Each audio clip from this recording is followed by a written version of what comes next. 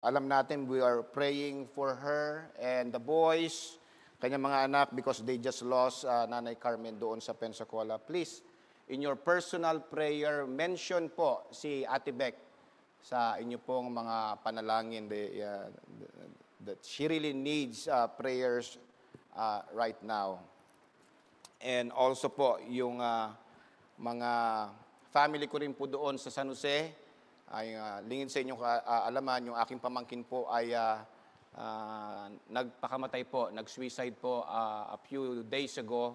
That is why we went there last Monday and we ministered to my cousin, si Ami. Please pray din po. A lot of things happening sa ating kalagitnaan. And I believe meron din player, ang Amago, na tried to commit suicide as well.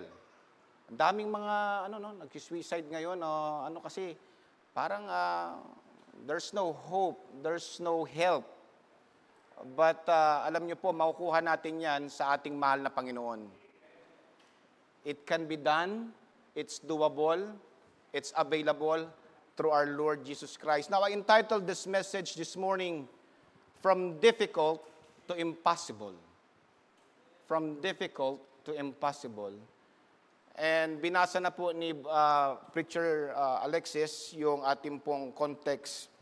This morning, we're gonna just read one verse that will intensify that there is a help from God. There is a powerful, amazing God that is able. Alam niyo, hindi ko sinabing mensahe ko sa mga nag-special number, but for some reason, all the songs and special number are connected with the message. Do you believe that? Because there is no accident sa harapan ng Panginoon. So, if we may read Mark chapter 5, verse 36, just a little background. Mark teaches and declares the narratives of Jesus Christ as the master servant. I'm telling you, Jesus Christ is not just a God. He is not just a teacher. He is not just a Savior, but He is a servant. Siya po ay isang manggagawa na dapat natin tularan. As we read in Mark chapter 5, verse 36, as soon as Jesus heard the word that was spoken, He said unto the ruler of the synagogue, listen, be not afraid, only believe. Sabihin mo nga sa katabi mo yan, be not afraid, only believe. Tayo po manalangin. Spirit of God, I pray that you be with us, Panginoon, in a very special way. Bigyan mo ako ng right words, pure words, coming from your word. At naway ang Espiritu ang aming pong maging guro upang turuan kami sa aming buhay. Lord, the world is getting worse, wicked, day by day. Ang panalangin po namin, kami po ay magiging more faithful and intimate day by day as well. Forgive us, Panginoon, sa aming pong pagiging duwag, sa pagiging fearful, in doubting you every step of the way. Panginoon, increase our faith. At kung meron man dito, Panginoon, na nagsimba in intention of other than worshiping you, Father God, won't you prick that heart, you convict that heart, that he may turn to you for salvation or for service. Panginoon, sa those people that are watching live stream as well, Lord, same grace and mercy and wisdom be upon them. Thank you, Lord, for dying on the cross for our sin. And thank you, Lord, for the promise that whosoever believeth in you should not perish but have everlasting life. Be with us now, Lord. Help me. Help us. In Jesus' name, amen. Mga kapatid, fear is an unpleasant and often strong emotion caused by anticipation or awareness of danger. Ito po ay parang isang signal na sinasabi may kapahamakan. At sometimes, nangyayari ito, hindi pa nangyayaring kapahamakan, and it builds something sa ating heart. Fear is a short circuit in the mind that will give instruction to the heart para maging nervyoso. And we all know everyone suffered being nervous. If you're nervous, your heart will start pumping fast. Your hands gonna be sweaty. Your legs gonna be cold. You're gonna have cold feet. Hindi ka na makakapag-perform. You're gonna have acid reflux. And next thing you know, yung health mo ay naapektuhan na. Hindi ka makatulog. Hindi ka makakain. You are suffering anxiety. There's no hope. There is no tinatawag na peace of mind. And mga kapatid, fear is like a killer. And if we are not careful, it will destroy our joy, our happiness, our hope, and even the potential of our lives. God wants us to be successful. Alam niyo ba yan? Hindi tayo ng Panginoon na para maghirap at to be a life of defeat. No. If you look in the Bible, all those people that God calls, they suffered because of serving Him. But in the end, they are victorious. Mga kapatid, ang takot ay kalaban ng tagumpay. Fear stop us from dreaming. Ang takot is hindrances for us to set up goals. Kapag ikaw ay takot, hindi ka na mangangarap. Kapag walang pangarap, walang goals. Kapag walang goals, walang pag-asa. Kaya may anxiety. Kaya there's suicide. May kakulungkutan. May depression. Fear, basically, is the enemy of success. Sabi ng aklat ng katalinuhan, mga kapatid, mga kabataan, sabi nga sa Proverbs 29:18, where there is no vision, the people perish. But he that keepeth the law, happy is he. What is the law? The word of God. And there's a lot of people, actually millions of people that are experiencing fear. They have anxiety and depression that eventually result to self-harm. Nagpapakamatay. Dito na sa kalagitnaan natin eh. Meron dito siguro palatawa, joker, but deep inside her heart or his heart, he or she is shouting, "Does somebody cares?" May nagmamahal ba? Sabi ko nga sa inyo, yung aking pamangkin nag-suicide. And I am not really connected to them in a personal way because ang layo namin. Sabi nga ni Annalisa, kinakausap niya yung pinsan ko. Sabi niya, Ami, if you are having some depression, kalungkutan, you are welcome. Pumunta doon sa Olongapo para magbakasyon. And you can talk to me, talk to Kuya Odek. Be a help sa mga tao. Be someone who listen. Alam niyo po yung tinatawag na fear robs you. Ninanakawan ka niya ng kasiyahan. I remember when Annalisa, niloko ko siya. We were just, 2 years pa lang kaming kasal. I can imitate voices. So I imitate a voice of my friend who is considered a rapist in the neighborhood. Nag-basketball kunwari ako, tapos bumalik ako. Annalisa was taking a shower. So daan-daan ako kunwari. I imitate that person. Sabi ko, pare Odek. Hanggang papasok ako doon sa loob, si Annalisa doon sa shower. Hawak niya yung shower curtain. Ganun. Pare. Sabi, walang niya ka! What happened? Because of fear, pwede naman niyang isarado kagad yung pintuan, kumuha ng mga panaksak, martilyo, armalite, granada.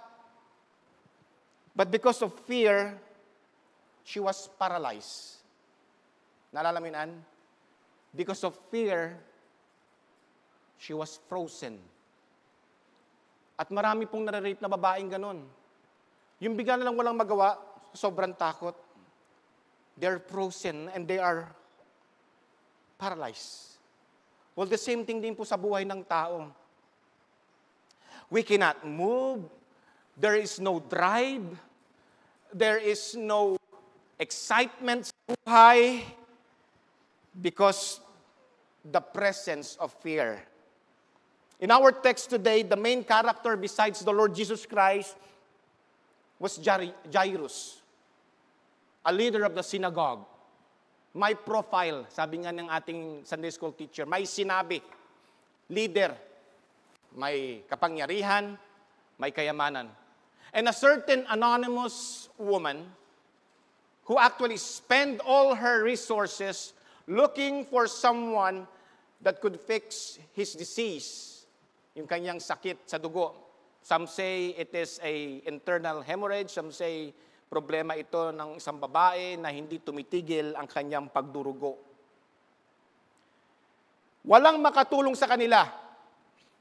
Even the money, even the famous and good doctors and physicians in those days cannot help them. And the Bible says they heard about Jesus. And anxiously and excitedly went to be close to Him. Alam niyo yung kanta na yun? For a long time I troubled, down a long, lonely road. My heart was so heavy, in sin I sank low. Then I heard about Jesus. What a wonderful hour. I'm so glad that I found out He would bring me out through His saving power. Anong kasunod nun? Thank God I am. Amen. Sing with me now. Amen. Patuloy natin.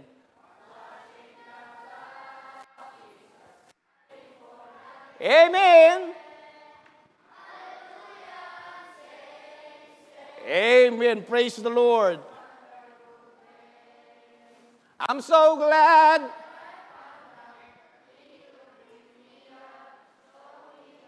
He is the way. They heard about Jesus. At sabi ng Bible in Mark chapter 5 verse 21 and 22, and when Jesus was passed over again by the sheep unto the other side, don't you like and bless and to know that God Himself always passed by? Dumadaan lagi ang Panginoon. The Bible says, and He was nigh unto the sea, and behold, there cometh one of the rulers of the synagogue, Jairus by name. And when he saw Him, he fell at His feet, and besought Him greatly, saying, My little daughter lieth at the point of death. I pray thee, come and lay thy hands on her, that she may be healed, and she shall live. Jairus, the leader of the synagogue, was no doubt longing and excited sa ating mahal na Panginoon. I wonder ngayon, excited ba tayo sa Panginoon? This is exciting. The Lord Himself have the answers sa lahat ng ating problema. And Jairus knew it, and he was excited. And the Bible says, nagpunta siya doon because even though he is wealthy, even though marami siyang kapangyarihan, marami siyang kayamanan, but his wealth could not save his dying daughter. I could almost feel the sadness combined with fear of this man. Truly, it was a difficult time for Jairus. Nasubukan niyo na ba yun? Ako nasubukan ko na yun when my apo, Moses, was there in Bay Point. Tapos, Bay Point ba yun? Doon sa kabila pa, Lourdes Hospital. And wala kami magawa. Si Hannah always look at me, paanong gagawin mo? I cannot do anything. The baby is in the verge of dying. Ang hirap, there's fear. Any moment, pwedeng mamatay si Moses. And I can feel the sadness and fear and doubt sa buhay po ni Jairus. Sabi niya, Lord, 50-50 ng aking anak. Lord, won't you come with me and heal my daughter because she is dying? It was a difficult time for Jairus. Dinagdagan pa ng situation. In verse 24, the Bible says, and Jesus went with him. Wow, okay. Okay na. Jesus went with him.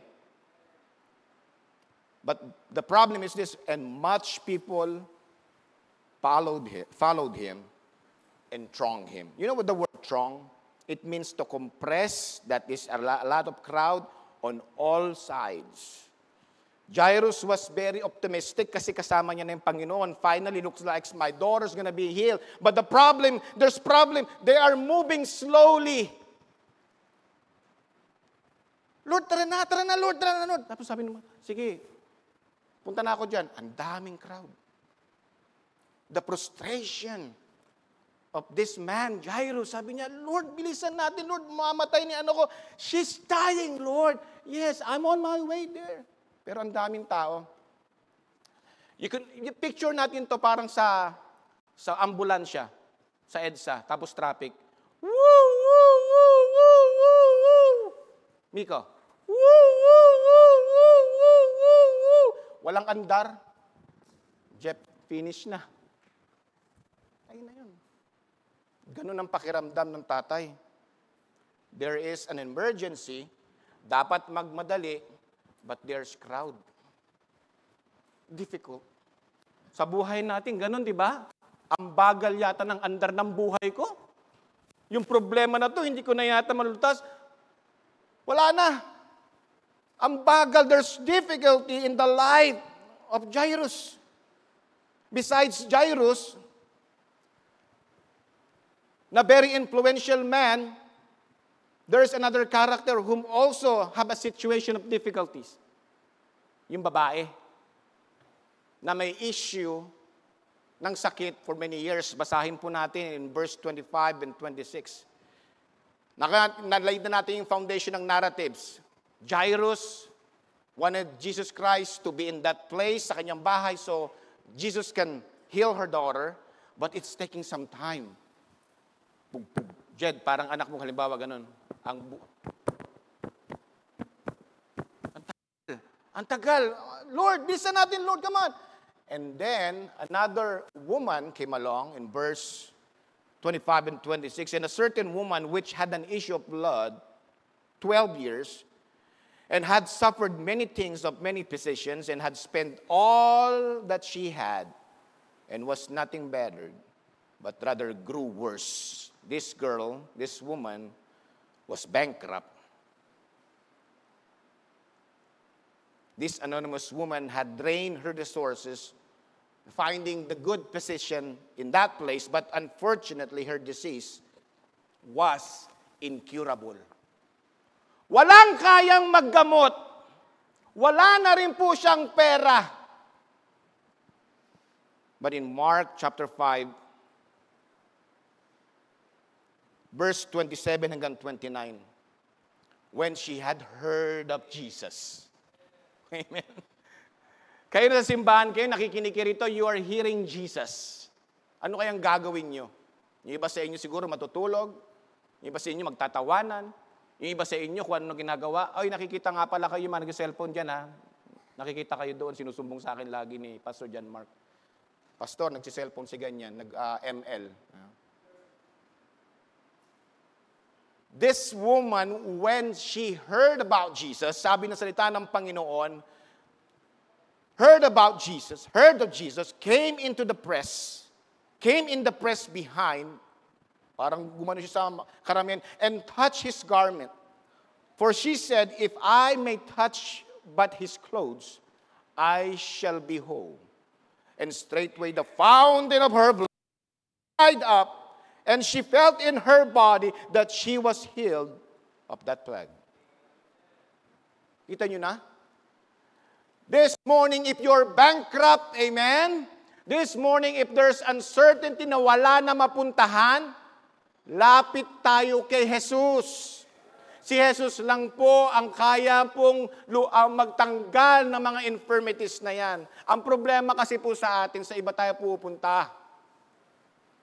Jesus Christ healed this anonymous woman. Her fear was dominated by her faith, and the Bible says she was made whole. Yun ang dapat natin gawin, mga kapatid. Palitan natin yung takot ng tapat. Katapatan sa Panginoon. On the other hand, may problema pa rin po. Okay na si woman. Anonymous, okay na siya. But there's still problem si Jairus. Ang bagal na nga ng lakad ng Panginoon, delayed na nga ang Panginoon because of the press, because people are thronging Him. Meron pang isang babae na sumingit. Buhay natin maraming sumisingit. Amen? Okay na eh, malapit na eh, sumingit pa. There's another delay in the life of Jairus. Sabi niya nga, Lord, what's happening? You don't stop. Huwag ka na mag-stop. While all these things are happening, the fear of Jairus of losing her daughter ay nangyari. Nangyari na nga yung kinakatakutan. Sinabi ko na eh. Ang bagal kasi ni Lord. Lord, you're so slow, Lord. Inuna mo pa yung babae. Nauna, first come, first serve. Look with me. Mark chapter 5, verse 35. While he yet spake, there came from the ruler of the synagogue. How certain it said. Now, if you are like me, I am feeling what I'm reading. I'm feeling what I'm reading. I'm thinking about my daughter, Hannah, dying. And there's nothing I can do about it. I'm thinking about my daughter, Elizabeth, dying. My children. At sabi nga nun, dumating yung mensahero. Look with me. Thy daughter is dead. Why troublest thou the master any further? Jairus was thinking. Are you still here this morning? Iniisip ni Jairus, Lord, it was difficult a while ago. It was difficult just a few minutes ago. Now it's impossible. Why? Because she's dead. Posible na yan. Wala na. It's impossible. Jairus was broken. Bible says, the narrative says, thy daughter is dead. Tayo na. The next few minutes, we're gonna go fast, okay? Sa ating buhay, ganun din. If we are not careful sa ating pong panampalataya sa Panginoon, the difficulty will eventually becomes impossible sa ating buhay. Jairus and Jesus were together. They have relationship. And yet his daughter died. Just like some of us today. Lord, I'm Christian. Lord, I read your word. Lord, I serve you in Dorcas. Lord, I'm witnessing. Lord, why is this happening to me? I don't like this, Lord. I'm saved. But Lord, I'm having difficulties, and just like Jairus, now it's almost impossible for me to solve this problem. And even the people doon, yung nagbigay ng mensahe, sabi niya nga, boss, your daughter is already dead. Number one, sabi nga ng question. And the same question we're gonna ask ourselves. What is the point? What's the point coming to church? What's the point in sacrificing for the Lord? What's the point in waking up early and having devotions and reading and doing some Bible studies? What's the point, Lord? You know, that's the world teaching sa atin. Stop serving God. What's the point? Hindi ka matulungan ng Panginoon, your daughter is dead. Wow, sabi ng word, what's the point? You're coming. Hindi ka sasaw. You don't have Sunday attending church. Where you go to your work, double pay ka Sunday. Sa mga pamangkin ko, what's the point of coming to church? Wala din naman kaming income dyan sa simbahan na yan. What's the point in reading and studying the Word of God? There is no profit. I'm telling you, there is profit. May pakinabang po ang salita ng Panginoon sa araw-araw, sa ating buhay, sa ating pangarap, at most of all, sa ating kaligtasan.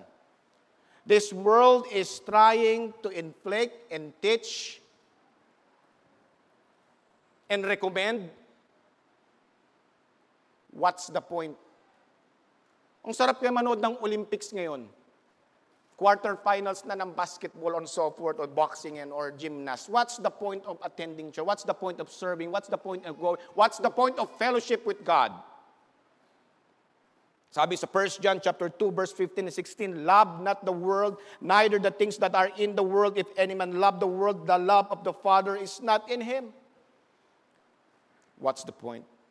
This world will force us to leave the God that we love, with its philosophy, fashion, music, and entertainment. Kaya nga, minsan, dating lagi kang malapit sa Panginoon,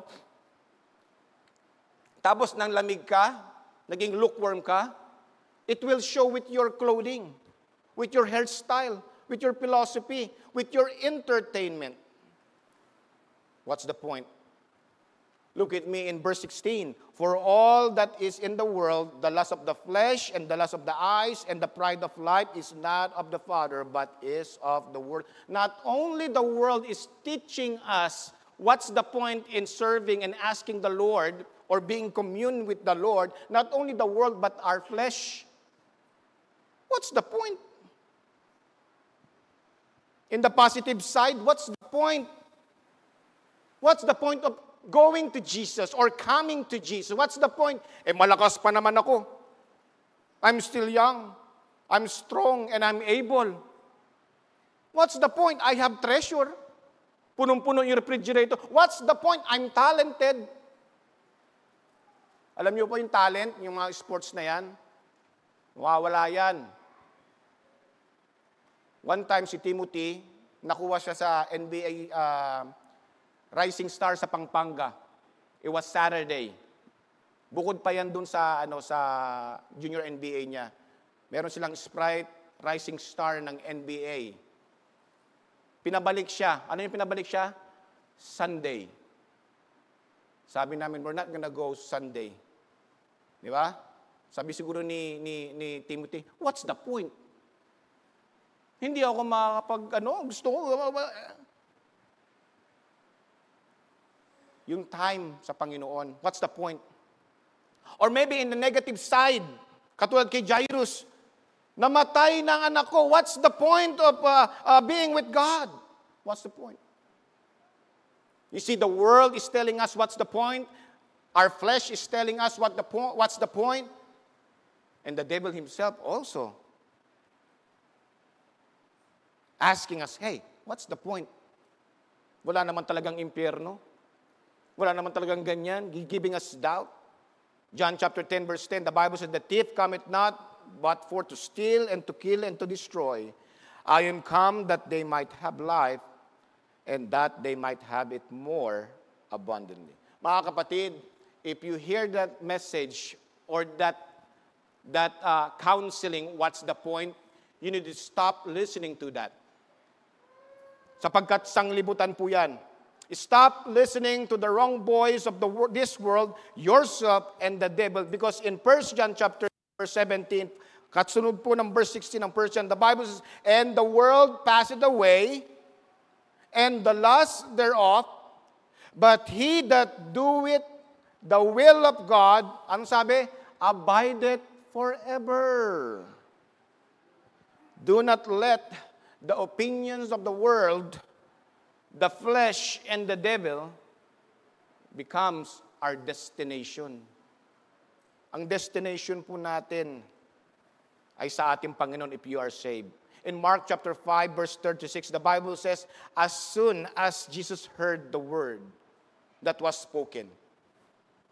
Sabi ng hey, Jairus, boss, your daughter is dead. What's the point? And the Bible says, as soon as Jesus heard the word that was spoken, ang sabi niya, he said to the ruler of the synagogue, be not afraid, only believe. Mga kapatid, may pinagdaraanan tayo rito, from difficulties, from difficult to impossible. Hey, what's the point? Hey, Jesus Christ is able.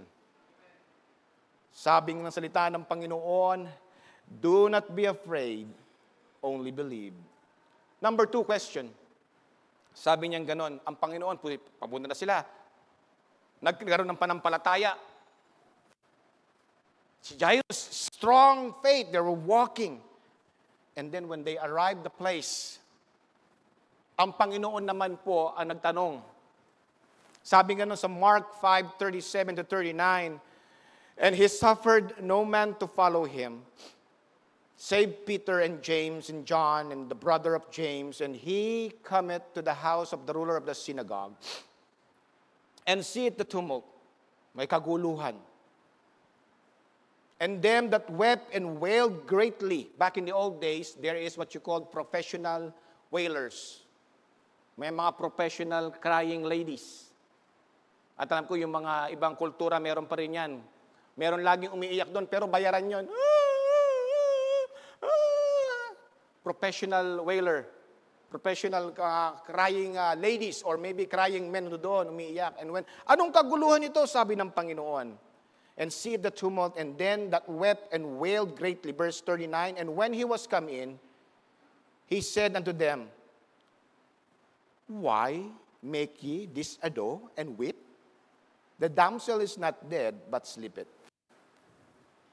Ang tanong ng Panginoon, why is there a commotion?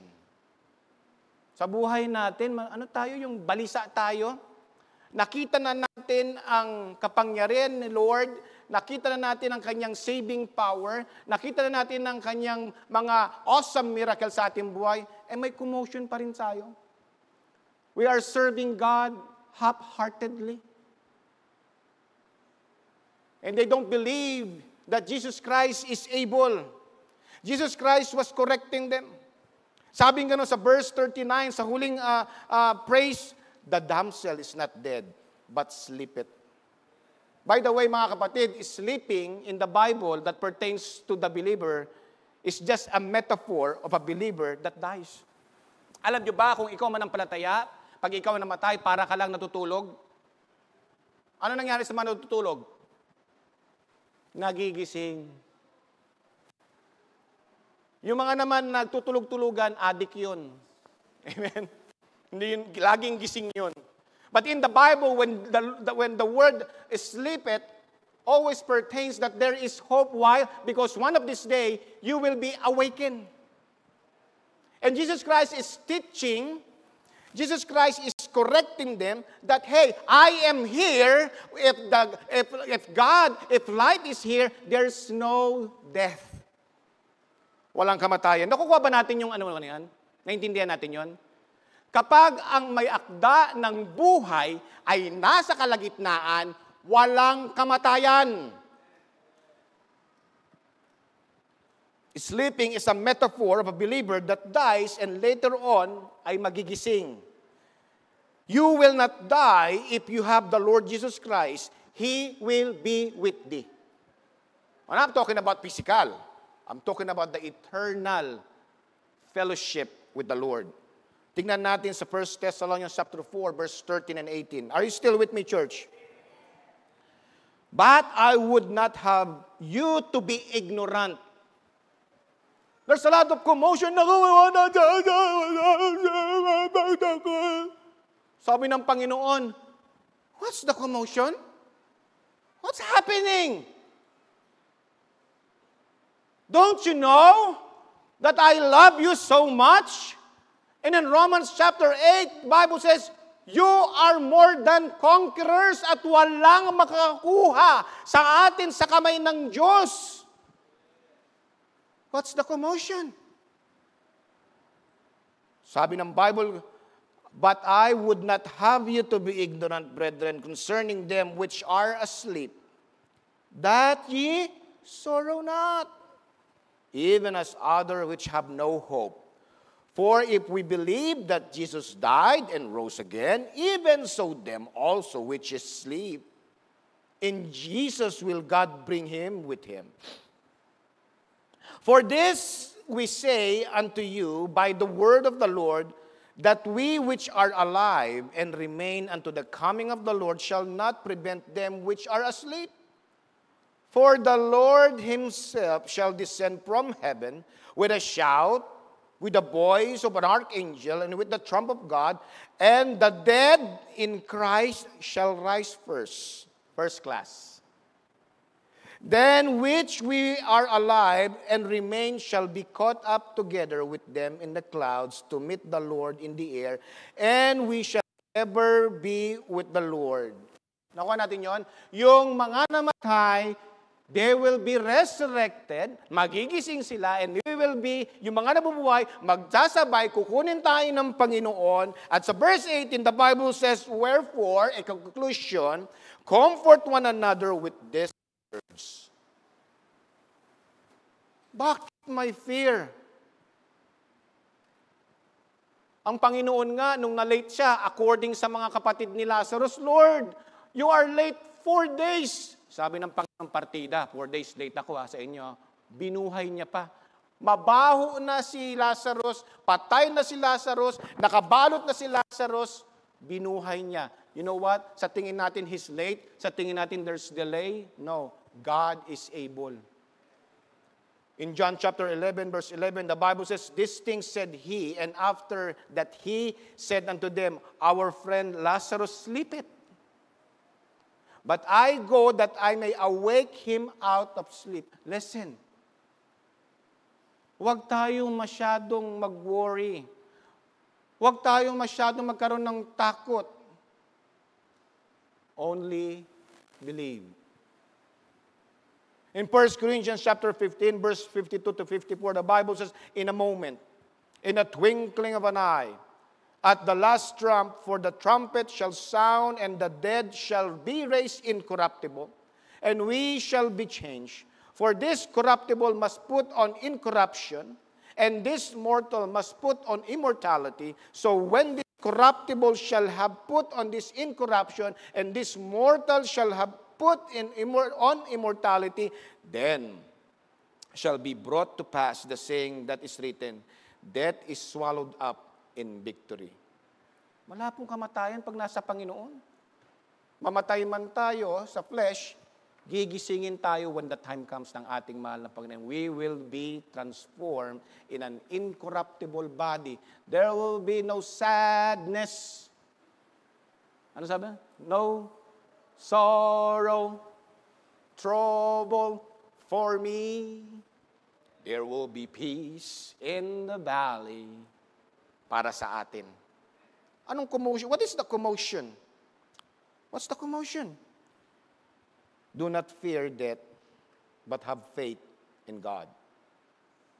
You know, mga kapatid, saved people have someone and some place to look forward to. Meron pong pupuntahan ang tunay na mananampalataya at meron din po pupuntahan ang hindi mananampalataya, and that is a place na ayaw natin puntahan. Look at me. Yung napakagandang anticipation dapat natin. 1 Corinthians chapter 2 verse 9 to 10. Nakalimutan na kasi natin may langit eh. Akala kasi natin yung langit dito sa lupa, yung meron kang Coke, meron kang chichirya, at nanonood kang Netflix, tas maulan. Para sa atin, yun na yung langit. Wala po kwenta yan. Akala natin yung langit, meron kang 20,000 na pang grocery doon sa Pure Gold. Hindi po yan. Meron kang bagong auto, na-promote ka. It's more than that, mga kapatid. Look with me. Hindi tayo ma-excited dito. Kaya sabi na, what's the commotion? What's the commotion? 1 Corinthians chapter 2, verse 9 to 10. But as it is written, listen. Excited tayo. Eyes hath not seen, nor ear heard, neither have entered into the heart of men the things which God had prepared for them that love him. But God had revealed them unto us by his Spirit, for the Spirit searcheth all things, yea, the deep things of God. You know, when Jesus Christ correct those people, nasabi niya gano'n, hey, what's the point? She's dead. Pumunta siya doon, sabi niya gano'n, what's the commotion? She's not dead. She's just sleeping. Ano bang response? Imbes na pakinggan, ang ibig sabihin ni Jesus? Ano ba ibig sabihin nito? Imbes na pag-aralan, tanggapin, paniwalaan, at i-trust, anong response nila? What's the response? Mark 5:40. What's the response?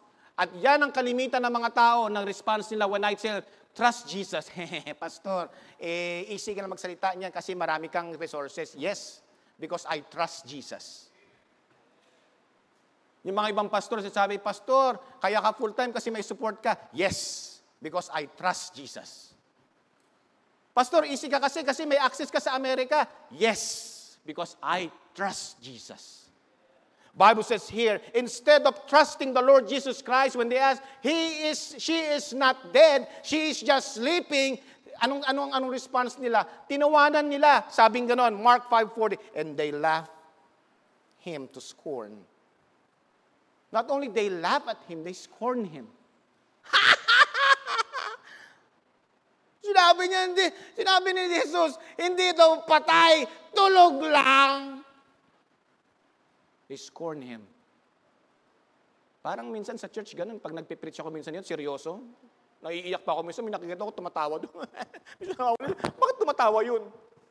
Hindi niya ba naramdaman yung nararamdaman ko? Hindi niya ba naintindihan yung naiintindihan? Hindi niya ba naintindihan sabi ng Panginoon na tayo makasalanan, papunta sa impyerno, but His goodness and His mercy, He died on the cross to save us? Hindi ba natin maintindihan yun? Dapat paiyak tayo doon. Dapat mahiya tayo sa sarili natin. Tapos iba tawa-tawa pa.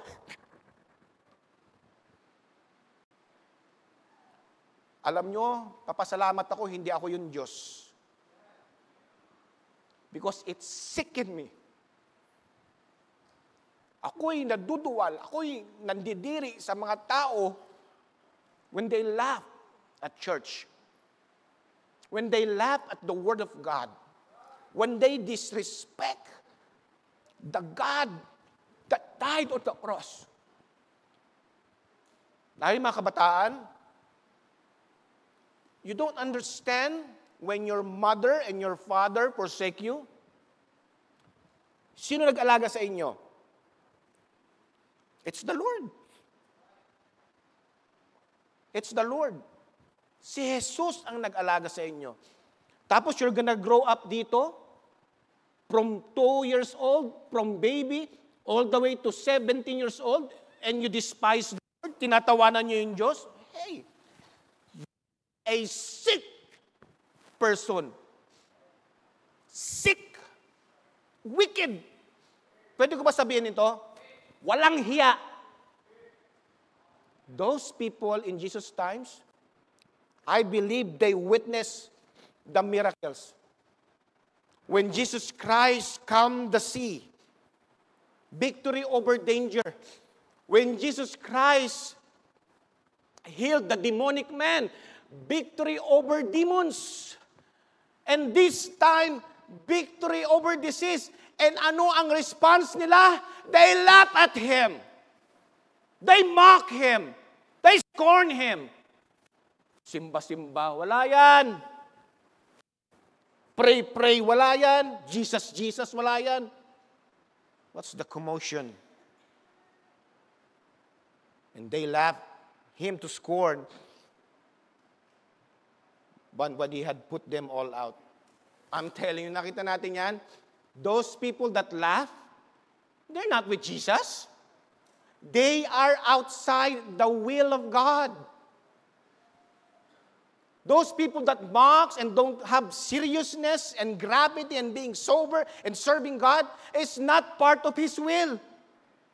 That is why those people that laugh, Pastor Ted, those people that did not believe, those people that are fearful, sabi ganon, but when He had put them all out, he taketh the father and the mother of the damsel. Personal. And them that were with him, and entered in where the damsel was lying. Ano nangyari? Tinanong niya ulit, why is there commotion? Because we are not serious about Jesus Christ. Mas priority natin yung sports. Mas priority natin yung pera. Mas priority natin yung talent natin, yung time natin. But the truth is, God is nowhere to be found. Darating yung panahon, naharap tayo sa Panginoon. Are you ready? Kung tunay kang may malasakit sa pamilya mo at kung may tunay kang Diyos, you will not leave your house. You will not leave your house without your family. Kung talaga naniniwala ka. Ikaw ligtas, ikaw may Panginoon, tapos when the time comes, ikaw nasa langit, yung anak mo nasa impyerno, what's the point? Why is there a commotion? And then lastly, andun yung Panginoon. Inalis niya yung mga unbeliever, kasama niya yung nanay at tatay at mga kasama niya. Bible says, pinagaling niya yung babae because he is able. Makita natin, hindi ko na ilagay sa verse 40.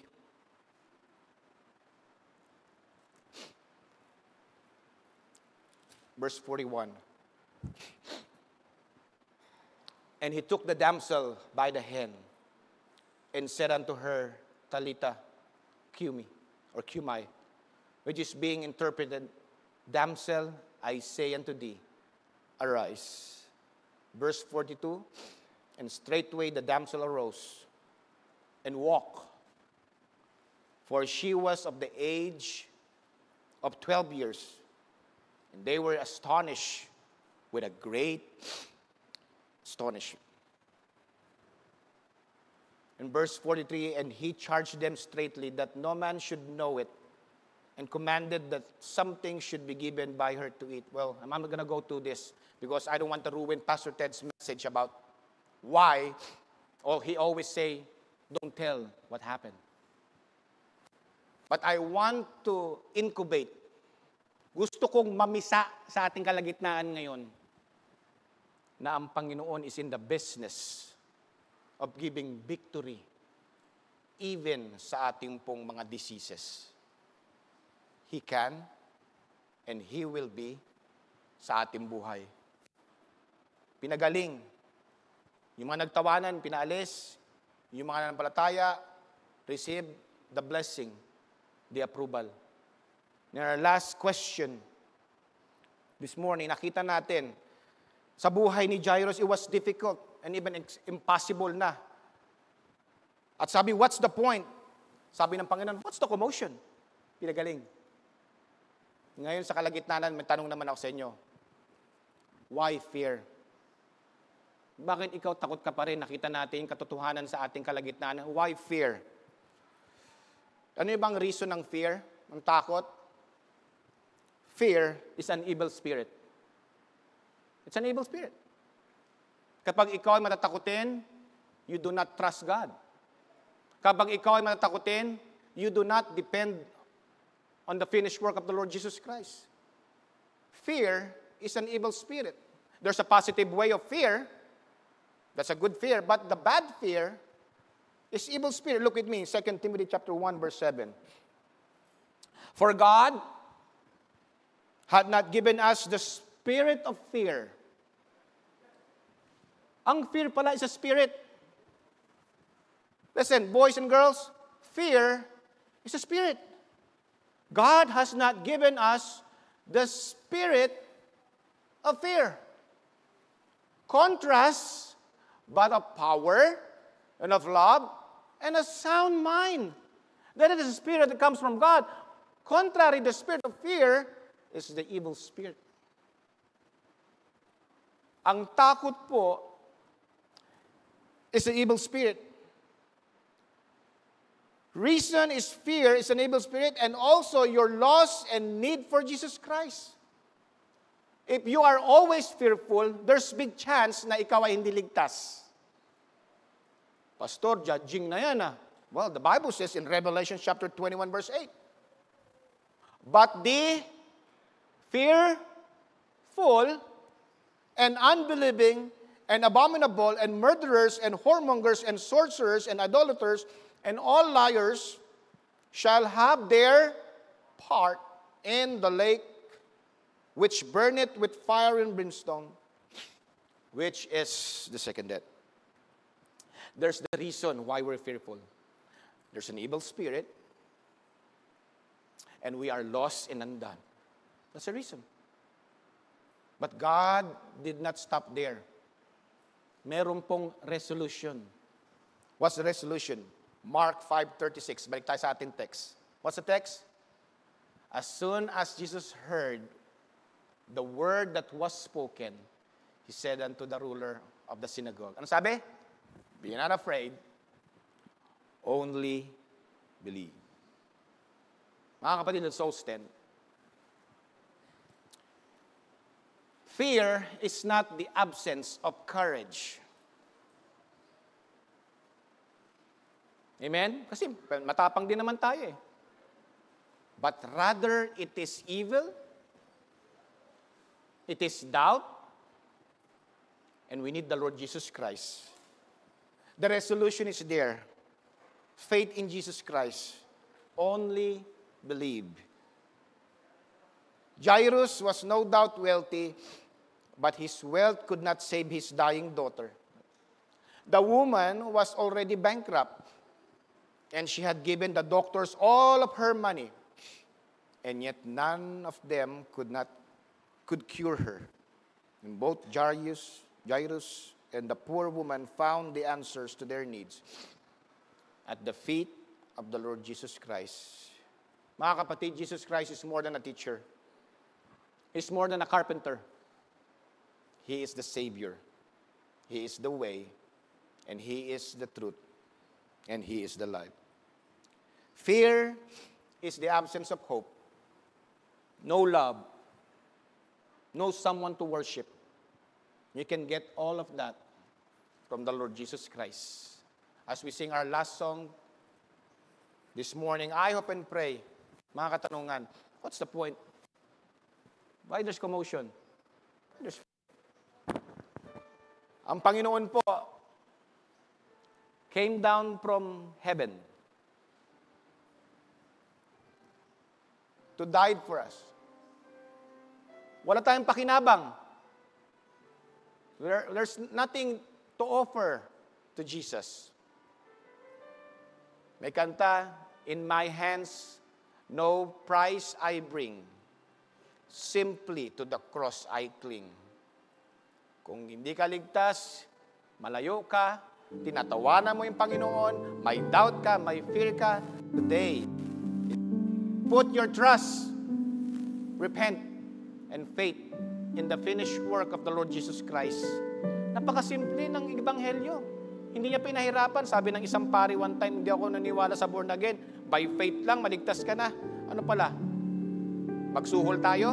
Magpagod pa tayo? Maglakad tayo? No. Jesus Christ already did that. Sabi nga noon, it is finished. The Bible says, the heart of the Bible, John 3:16, for God so loved the world that He gave His only begotten Son, that whosoever believeth in Him should not perish but have everlasting life. Jesus Christ died, and living after 3 days, nabuhay muli. At the Bible says, kung sino ang manampalataya sa Kanya, sa kabayaran na Kanyang ginawa sa cross, ay hindi mapahamak. The fear is gone. And there's hope. The blessed hope, the Lord Jesus Christ. Kung hindi ka ligtas, if you're visiting, today is the day na magsisisi ng kasalanan at aakuin ang ginawa ng Panginoon sa Kristo sa cross of Calvary. And The Bible says He will dwell, He will save, He will give you the peace that passeth all understanding. Woo! Amen! You can do that. As we sing, you come sa altar and say, Lord, nagsisisi ako. You come.